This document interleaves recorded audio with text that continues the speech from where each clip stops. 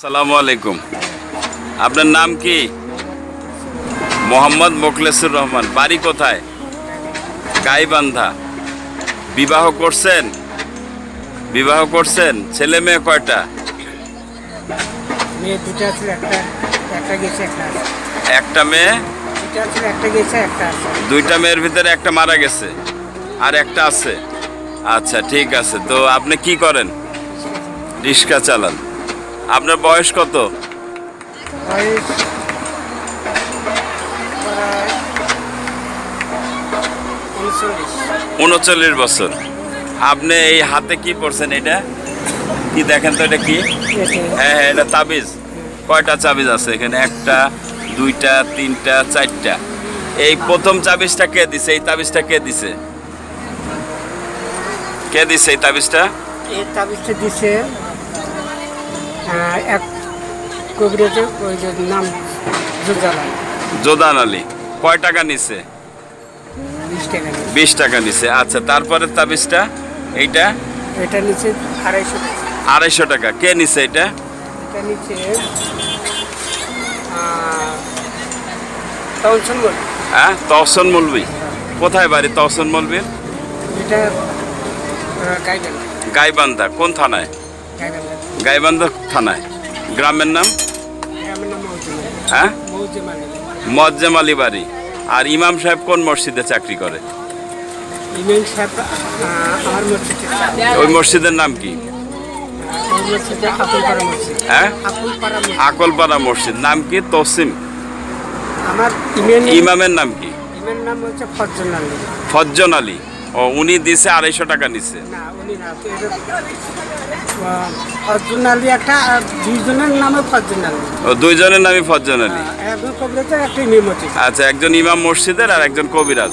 তারপরে তাবিজটা এটা জোচ্চাল। কে দিছে? জোদ্দার আলী। উনি কোথায় থাকে? আমার ভাইসা। আপনার ভাতিজা। উনি কি হুজুর?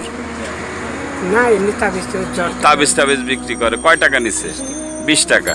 তারপরেরটা এইটা বড়টা? এটা নিচে গেছে। এটা কত নিলে এটা আমার কোনো খেয়াল নাই। আচ্ছা, এই তাবিজটা আপনি কেন পড়ছেন? এটা তাবিজটা নিচে দেখো, আমি ঘুমিয়ে থাকি, মানে অত খারাপ দৃষ্টিকে আসিছে। হ্যাঁ। আসিয়ে হ্যাঁ, আমার মানে শরীরটা আমার অনেক ভর করে। শরীরটা কি ভর করে? মানে ভর মানে ওজন, আমি মানে দুই পাকা মানে ভর বসি যায়, বলছে আমি আর থাকতে পারি। আর থাকতে পারেন না?